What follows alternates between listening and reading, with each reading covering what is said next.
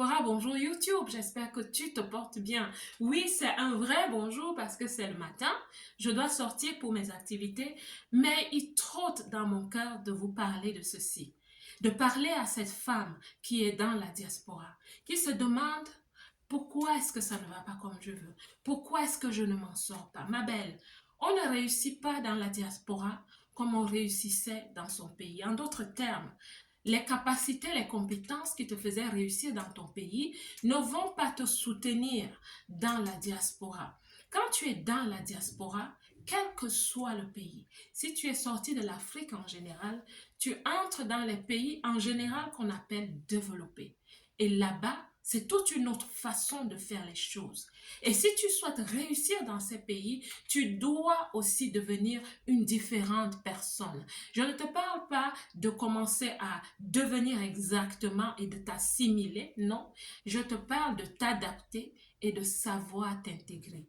Et quand je parle d'intégration, ma belle, je ne parle pas du fait d'avoir des papiers, je ne parle pas de l'intégration administrative légale ou d'avoir un appartement et d'avoir un compte bancaire, non. Je te parle de ton intégration à toi comme personne, ton intégration identitaire. C'est pour ça que ce matin, je vais te parler de 3 choses qui vont t'aider à réussir, à devenir même une force de frappe dans la communauté qui t'accueille, dans la société qui t'accueille. La toute première chose que tu dois absolument faire, c'est de reprogrammer ton état d'esprit. Tu dois devenir une nouvelle espèce, une nouvelle personne. Parce que les gens du pays qui t'accueillent, les pays qui t'accueillent réussissent pour une bonne raison. Il y a un état d'esprit de réussite. Je ne dis pas que tu ne réussis pas, mais si tu souhaites sortir ta tête de l'eau, si tu souhaites faire la différence, si tu souhaites briser les barrières, briser les plafonds de verre, ma belle, ton état d'esprit doit totalement changer. Je dis totalement, pas que tu dois pas oublier ta culture, pas du tout. Mais tu vas te développer de façon à devenir une personne que j'appelle intégrée, équilibrée. Il y a de ce qui était en toi, de ce qui est nouveau. Bref, nous parlons d'état d'esprit. L'état d'esprit que je te conseille d'avoir, c'est celui d'une personne équilibrée. Et je vais te le démontrer en partant d'une citation. Il y a un écrivain sénégalais, Léopold Sédar Senghor, qui avait dit ceci. L'émotion est nègre et la raison est hellène. Quand il a dit ça, il a créé un tollé. Beaucoup de personnes se sont hérissées contre lui, que ce soit d'autres écrivains africains, afrodescendants, ou des politiciens afrodescendants qui se sont dit, mais attends, tu nous humilies devant le monde en disant ce genre de choses. En d'autres termes, ce qu'il disait, c'est que les afrodescendants sont émotifs, réactifs, émotionnels, ne gèrent leurs choses que par les émotions, alors que les autres, que je peux appeler, si on peut appeler les blancs, qu'ils sont plus rationnels, qui gèrent les choses par la raison. Ils prennent leurs décisions par la raison. Ils sont plus affûtés. C'est ce que les gens ont pensé comprendre. Mais je vous assure, après des années, je me suis arrêtée sur cette citation et je me suis dit, il n'y a pas seulement un brin de vérité dans ce qu'il disait, mais il y a toute la vérité dans ce qu'il disait. La vérité, quand on élève un peu la discussion, je vais parler plutôt d'intelligence émotionnelle et d'intelligence rationnelle. Je n'ai pas les statistiques, mais observe autour de toi. Que tu sois de l'un ou de l'autre côté, observe autour de toi. Tu vas comprendre que oui, les afrodescendants fonctionnent beaucoup à la base de leur âme, à la base de l'amour, du partage, la générosité. Oui, on est ces personnes accueillantes. Ça nous a causé du tort dans l'histoire. Un jour, je parlerai de ces 2 intelligences et leur impact dans l'histoire et dans notre vie contemporaine. Ça nous a créé beaucoup de problèmes parce que au lieu de développer l'intelligence émotionnelle, nous avons toujours la vérité. La vérité, si on se reconnaît, c'est qu'on est beaucoup dans l'émotif, on est beaucoup dans la réactivité. Et de l'autre côté, l'homme hellénique, disons, l'homme blanc, est quelqu'un qui raisonne, qui, avant de prendre une décision, part de la raison, de la logique, de l'argumentation, des faits. Il veut que ce soit palpable. Avant de prendre sa décision, il va faire une documentation des faits, de l'histoire, du présent, et il va voir ce qui va se passer. Il va se projeter. C'est des gens généralement qui ont une vision forte. Et les pays ont des visions sur 100 ans, sur 1000 ans même. Ils ont des visions lointaines. Oui, il y a une différence. Et je reviens à nous maintenant, à cette vidéo, pour te dire, ma belle, si tu souhaites réussir dans ces pays qui ont fait des preuves, qui ont raisonné et qui ont mis des choses en place, si tu souhaites réussir dans ces pays, ton état d'esprit aussi doit changer. Tu dois t'adapter. Tu dois te demander comment est-ce qu'ils font. C'est quoi leur état d'esprit? Au niveau des finances, au niveau des relations, des collaborations, comment est-ce qu'ils gèrent?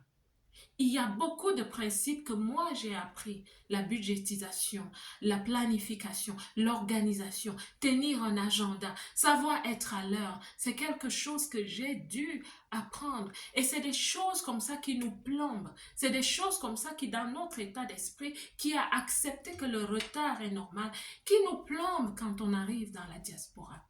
Donc, quand tu arrives dans ces sociétés, tu vas comprendre que c'est des gens qui sont très proactifs, qui sont même assertifs. C'est des gens qui sont audacieuses, qui sont ambitieuses. Apprends à devenir ambitieux. N'aie pas peur, n'aie pas honte d'être ambitieux, ma belle. Tu dois changer ton état d'esprit. Tu dois être déterminé. L'ambition est légitime. Le titre de mon livre que j'ai écrit en 2019 est Ambition légitime. L'ambition, ma belle, est légitime. Tu dois développer une dose d'ambition. Tu dois développer un charisme. Un charisme que je vais appeler authentique parce que j'ai ma façon de définir le charisme, mais tu dois développer un charisme. La deuxième chose que je te conseille de faire, c'est de travailler sur ta communication. Tu dois travailler sur ta communication. Et quand je parle de communication, je parle d'une communication proactive, assertive. N'aie pas peur d'utiliser des mots constructifs. N'aie pas peur de savoir te présenter. N'aie pas peur de dire que tu es capable de faire quelque chose. Pourquoi? Je te parle encore de l'adaptation. C'est comme ça que ça fonctionne dans ces pays où nous sommes. Il faut être proactif. Il faut savoir communiquer. Si dans ton pays, on te disait que quand tu parles aux aînés, quand tu parles à l'autorité, tu dois baisser les yeux. Quand tu es dans ces pays, moi je suis en Europe, j'ai appris que quand tu baisses les yeux, c'est comme si tu caches quelque chose. Tu vois l'état d'esprit, tu vois le système de pensée. Maintenant, quand je parle même à des aînés, je les regarde droit aux yeux. Mais j'ai ma petite astuce, en fait, je les regarde ici. Ça te donne l'impression que je te regarde en face. Je les regarde droit devant. Et je parle de façon authentique.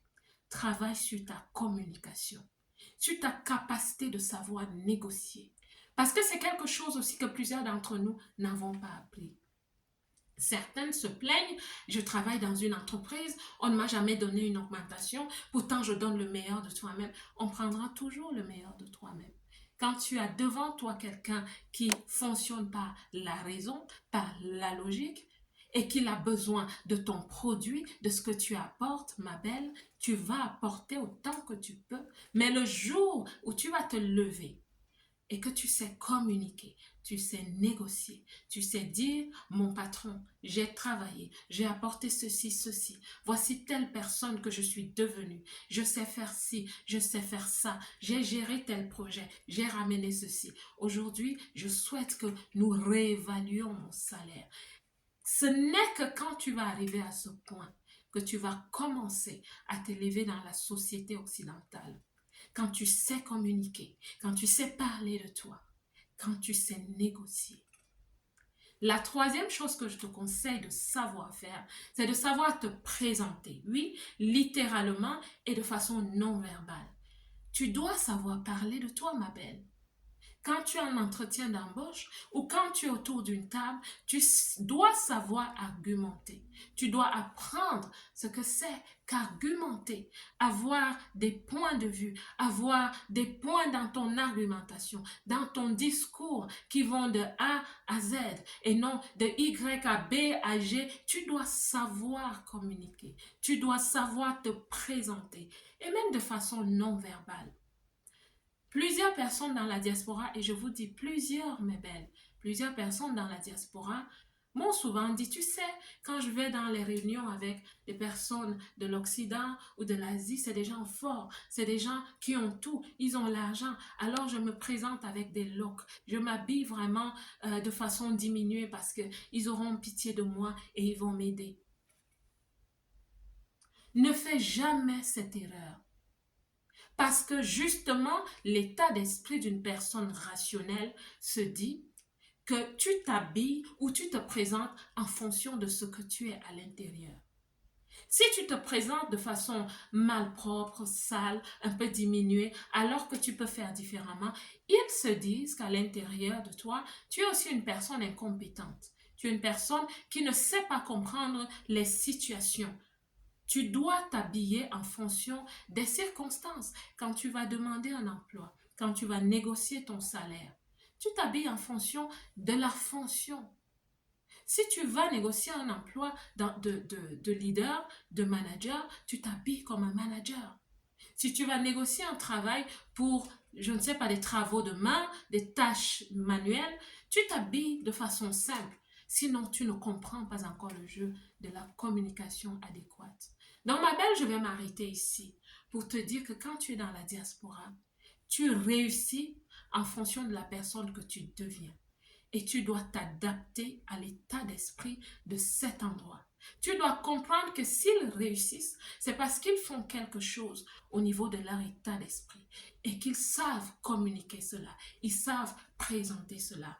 Je vous dis, dans la diaspora, ils ont compris qu'il faut même marketer, promouvoir le pays, la région. Les provinces se font un peu une bonne compétition, pas nocive, mais une concurrence, une compétition. Qui sera le plus beau? Quelle est la province qui sera la plus belle, la plus productive, la plus riche? Ils sont arrivés à ce point. Sois proactive, sois audacieuse, sois entreprenante, sois une personne qui va pour ce que tu veux, sois une personne qui sait communiquer aussi tes besoins, qui sait analyser, qui sait regarder, observer, une personne qui se tient droit devant et qui sait regarder quand elle communique. Sois une personne, j'essaye de te booster, sois déterminée, sois audacieuse s'il le faut et que tu sois ambitieuse, ma belle, parce que comme je te dis encore, l'ambition, elle est légitime. Tu as le droit d'être ambitieuse parce que tu ne peux pas réussir si tu n'es pas ambitieuse.